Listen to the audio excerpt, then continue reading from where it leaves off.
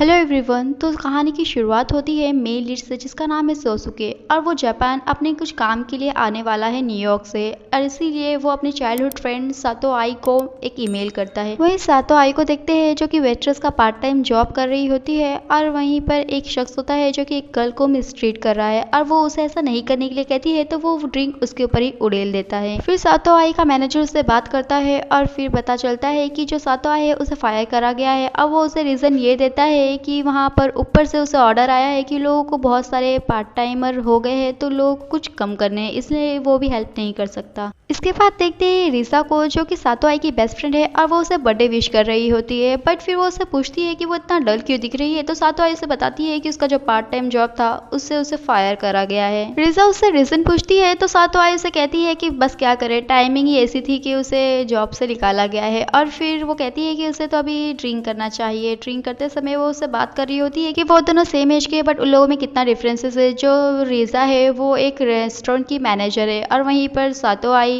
अभी तो अनएम्प्लॉयड है। अब वो अपने आप पे काफ़ी शर्मिंदा है, बट अभी वो ज़्यादा ड्रिंक भी नहीं कर सकती है क्योंकि कल ही उसे एक इंटरव्यू के लिए जाना है।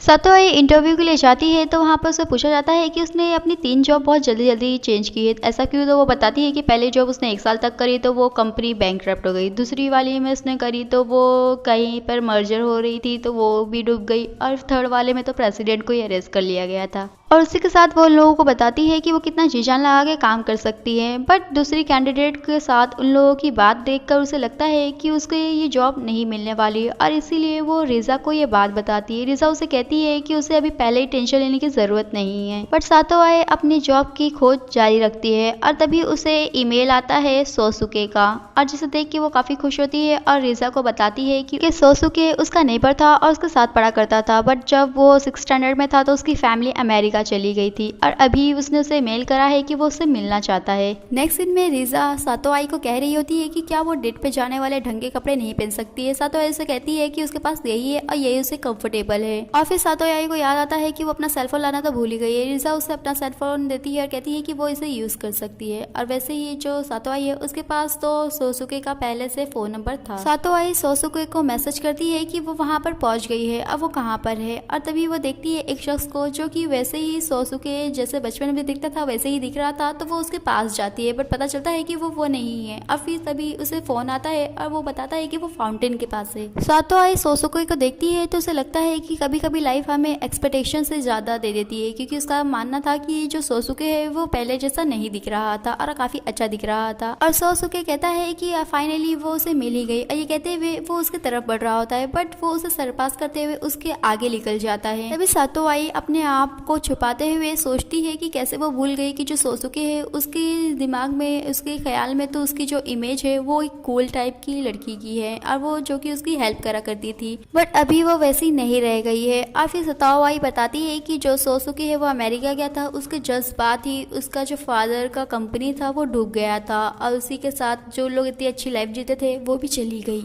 रिजा सतो आई को देखती है। सतो आई उसे बताती है कि वो कितनी पागल थी कि उसने प्रॉमिस कर लिया उसे मिलने के लिए, ये भी नहीं सोचा कि वो अभी कैसी है। रिजा उसे कहती है कि उसे अपने आप को नीचे गिराने की जरूरत नहीं है, ये सबसे बैड हैबिट होती है। तभी वो कहती है कि वो अपनी लाइफ की जो अच्छी मेमोरीज है उसे रूइन नहीं करना चाहती है, इसीलिए वो सोसुके से नहीं मिलेगी, वो उसे देखेगा तो डिसअपॉइंट होएगा। इसके बाद सोसुके वहीं पर इंतजार कर रहा होता है। अब वहाँ पर कोई उसे मिलना चाहता है तो वो होती है रिजा, जो कि अपने आप को बताती है कि वो सातो आई है। अब वो उसे सॉरी कहती है कि वो लेट आई है, और ये सब उसने सातो आई के कहने पे करा है। और सातो आई वहीं पर छुपके खड़ी होकर देख रही होती है, और फिर उसे याद आता है कि बचपन में वो लोग जब पजल खेलते थे तो एक लड़की हुआ करती थी जो छुपके रहती थी, और अभी उसे समझ में आ रहा है कि वो ऐसा क्यों करती थी, क्योंकि वो उसे जो उसका हीरो था उसे डिसअपॉइंट नहीं करना चाहती थी। नेक्स्ट मोमेंट में रिजा और सोसुके एक रेस्टोरेंट में होते हैं, और वहीं पर सातो आई भी होती है उन लोगों के पीछे, जो कि रिजा को बता रही होती है कि उसे क्या बोलना है। और वहीं तो रिजा उसके जवाबों का आंसर वही दे रही होती है जो कि सातो आई ने उसे बताया है कि जब सोसुके क्या पूछे तो उसे क्या कहना है। सोसुके रिजा को सातो सातोआई समझ के उससे बात कर रहा होता है। उसे कहता है कि वो पहले जैसे ही कूल है और अच्छा हुआ कि वो उसने उसे याद किया और उसे फाइंड करना, उससे मिलना उसका डिसीजन सही था। और तभी ये सुनकर बाजू में बैठी हुई सातोआई कहती है कि उसका भी डिसीजन सही था कि वो छुप जाए, अपनी आइडेंटिटी छुपाए। और वहीं सोसुके रिजा से पूछ रहा होता है कि वो लोग कब नेक्स्ट मिल सकते हैं। और तभी उसे याद आता है कि सातोआई ने उसे कहा है कि जब भी वो उसे ये पूछे तो वो कहते कि वो अभी अब्रॉड पढ़ने जा रही है। अब वो उसे यही कहती है कि वो अब्रॉड पढ़ने जा रही है, वो भी कल ही। तो उसे डर है कि वो उससे नहीं मिल पाएगी और बाय कह के वो जा रही होती है। सोसुके उसे रुकने के लिए कहता है और एक गिफ्ट लेके आता है। कहता है कि वो उसे हर उन चीजों से बचाएगा जो उसे नहीं पसंद है। और वो रिजा से हाथ मिलाते हुए उसे गले लगा के कहता है कि वो उसे मिलकर काफी खुश है। और ये सातोआई देख रही होती है। रिजा सातोआई से पूछ रही होती है कि क्या सच में वो सोसुके से नहीं मिलना चाहती है, वो काफी अच्छा इंसान उसे लग रहा है। तभी वो कहती है कि वो अपनी चाइल्डहुड मेमोरी जो है वो रूम नहीं करना चाहती, खराब नहीं करना चाहती और साथ ही में वो उसे डिसअपॉइंट भी नहीं करना चाहती है। तभी रिजा सातोआई को उसका जो गिफ्ट है वो देती है और देखती है तो उसमें एक क्यूट सा अम्ब्रेला होता है। वहीं पर सोसुके को अपनी बचपन की यादें याद आती है जहाँ पर वो बारिश में थोड़ा परेशान था और तभी सातोआई ने ही उसकी हेल्प करी थी और कहा था कि वो हमेशा ही उसके साथ होगी उसके अम्ब्रेला बनकर। और जब वो अमेरिका जा रहा था तो उसने सातोआई को अपना पजल का लास्ट टुकड़ा दिया था कि वो लोग जब वापस से मिलेंगे तो वो लोग साथ में मिलकर वो पजल को सॉल्व करेंगे। और उस पजल के पीछे था अम्ब्रेला बना हुआ। नेक्स्ट सीन में रिजा और सातोआई दोनों ही काफ़ी खुश हो रहे होते हैं क्योंकि जो सातोआई है उसे पब्लिशिंग कंपनी में जहाँ पे उसने इंटरव्यू दिया था वहाँ पे सिलेक्ट कर लिया गया है। सातोआई उस पब्लिशिंग कंपनी के सामने होती है और तभी उसे किसी का धक्का लगता है, उसका बाल भी उसमें फंस जाता है। और वहीं पर एंट्री होती है हिगुची की जो कि सेकेंड लीड है और वो उसे कहता है कि उसका जो बाल है वो ज़्यादा फंस गया है, अगर वो हरी में है तो उसे वो तोड़ना ही पड़ेगा। वो कहती है कि ठीक है, और वो तोड़ते हुए वहाँ से भागने लगती है। तभी हिगुची की नज़र जाती है उसके जूतों पे और वो उसे माइकल जैक्सन कहता है। वहीं पर सताओ का सीनियर उसे बता रहा था सारे काम के बारे में और कहता है कि 3 महीने का उसका ट्रायल होगा और उसी के साथ वो उसे कुछ डॉक्यूमेंट मोस्ट एडिटोरियल ऑफिस में जाके देने के लिए कहता है। वो वहाँ जाती है तो लोग अलग अलग अपने ही काम उसे थमाने लगते हैं पूरे करने के लिए। अब वो फटाफट से वो सारे काम करती है और तभी वहाँ पर हिगुची आता है। वो सताओ को देखता है और फिर अपने कलीग से पूछ रहा था उसके बारे में, तो वो कहता है कि वो फ्रीलांसर है जो वहाँ पर काम करने आई है। उसे वो एडिटोरियल टीम की एक मेंबर उसे कॉफी किसी स्टूडियो में देने के लिए कहती है और फिर जाने के बाद लोगों को मालूम पड़ता है कि जो फ्रीलांसर है वो तो आज आई ही नहीं है। और फिर वो लोग एक दूसरे से हैरानी से पूछ रहे होते हैं कि वो लड़की कौन थी जो लोगों को काम करके दी है, क्योंकि वो काफी अच्छे से सताओ ने काम करके दिया था उन लोगों को। और तभी वहाँ पे सीनियर आता है और उस सताओ के बारे में पूछता है। सताओ अपने सीनियर को सॉरी कह रही होती है क्योंकि उसने जहाँ पे उसे भेजा था तो वो लोग अपना ही काम उसे काफी ज्यादा करा रहे थे, इसलिए वो थोड़ा सा लेट हो गई है। सताओ को वो कहता है कि उसे मालूम है और अभी से वो मोस्ट में ही काम करेगी। और सताओ के नहीं कहने पे वो उसे बताता है कि वो लोग नहीं कह सकते क्योंकि जो वहाँ पे चीफ एडिटर है वो यहाँ की चेयरमैन की बहन है, तो उसे वो 3 महीना तो वहाँ पर पूरा करना ही होगा। तो सातोआई के पास कोई चारा नहीं होता है, अब वो मोस्ट में काम करना चाहती है। और वहीं पर हिगुची उसे मिलता है और उसे वेलकम कर रहा होता है और जो युकी है वो भी उसे कोई काम बताती है बट उसे कुछ भी समझ नहीं आ रहा होता है, इसीलिए हिगुची उसकी हेल्प कर रहा होता है, उसे सारी बात बता रहा होता है कि क्या काम कैसे करना है। वहीं पर आती है एडिटर चीफ और कहती है कि वो क्रिएटिव डायरेक्टर लेके आई है और जो कि कोई और नहीं बल्कि सोसुके होता है, जिसे देखकर सातोआई फौरन ही जाके टेबल के अंदर छुप जाती है। और तभी सोसुके सभी को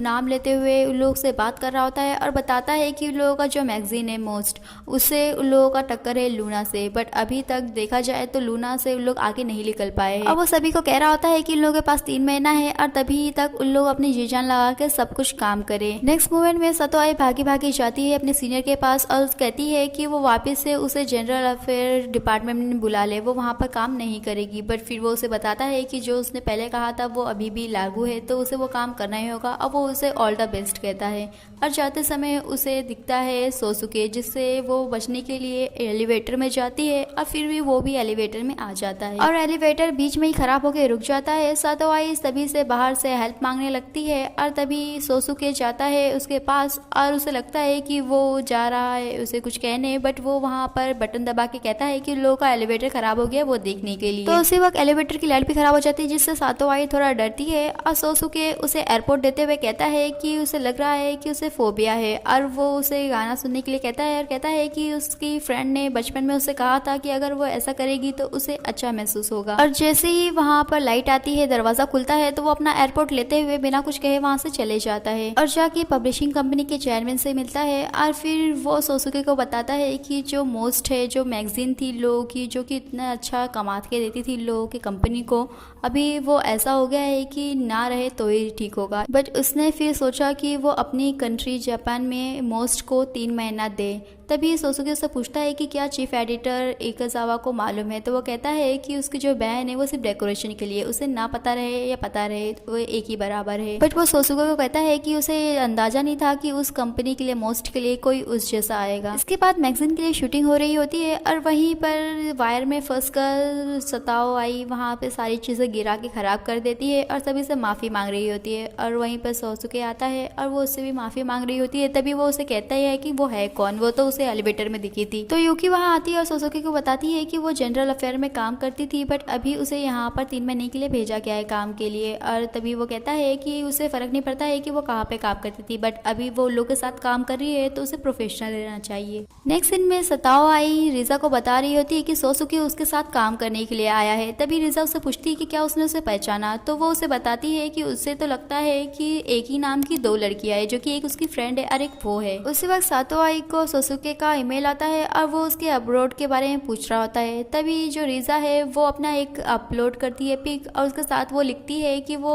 काफी अच्छी है, यहाँ पर उसे अच्छा लग रहा है। और वो सातो आई को कहती है कि अभी ये देखकर उसे लग रहा होगा कि वो अब्रोड में है और जब वो उसके साथ काम करेगी तो उसे जरा भी उसके ऊपर शक नहीं होगा। तो रिजा सताओ आई के लैपटॉप पे देखती है कि वो ढूंढ रही है कि अपना इस्तीफा कैसा दिया जाए और इसीलिए वो सताओ आई को चिल्ला रही होती है कि वो ऐसे कैसे अपना इस्तीफा दे सकती है। तभी सताओ आई कहती है कि वो उसे लग रहा है कि छोटा रीजन है बट वो उसके लिए बहुत बड़ा रीजन है और अभी उसका दिमाग उसमें घूमा जा रहा है। इसके बाद सताओ आई रोड क्रॉस कर रही होती है और उसे साइकिल से धक्का लगने वाला होता है। तभी उसे कोई बचाता है और वो होता है सोसुके और तभी वो सोसुके के पीछे उसे सॉरी वॉरी कह रही होती है क्योंकि उसकी वजह से उन लोगों का जो शूटिंग था वो रुक गया था। तभी सताओ आई को वो कहता है कि वो ये सुन के उसे काफी अच्छा लगा था कि वो लोग की टीम में नहीं है। ये सुनकर सताओ आई को काफी बुरा लगता है और हमेशा ही जब भी वो ऑफिस में होती है तो वो उसके नाम के बजाय उसे जनरल अफेयर कह के डिपार्टमेंट कह के बुला रहा होता है और इसीलिए सताओ आई उसके पीछे जाती है, उसे आवाज देती है बट सोसुके के मुड़ के देखने पर वो उसे सॉरी कहती है बट फिर भी कह रही होती है कि वो उसका नाम लेके बुला सकता है। तभी वो उसके पास आता है और उसका नाम देखता है और कहता है कि वो नाम उसे जरा भी पसंद नहीं है। सताओ आई रिजा को कॉल करती है, उसे बताती है कि उस जैसा वो सोसुके को जानती थी वो वैसा नहीं रह गया है, वो तो अभी काफी रूड हो गया, उस जैसा रूड तो उसने कभी देखा ही नहीं होगा और इसीलिए वो उसने डिसाइड करा है कि वो अभी अपना इस्तीफा नहीं देने वाली है, वो अपना डट के काम करेगी, उसमें आगे बढ़ेगी। वहीं रिजा अपने रेस्टोरेंट के सामने मेन्यू लगा रही होती है और सोसुके वहां से गुजर रहा होता है और रिजा को वो देख लेता है। और आज का हमारा ये वीडियो यहीं पे फिनिश होता है, फिर मिलेंगे नेक्स्ट पार्ट में। वीडियो अच्छी लगे तो चैनल को सब्सक्राइब करें, वीडियो को लाइक करें और कमेंट करके बताएं और आगे जानने के लिए स्टे ट्यून्ड।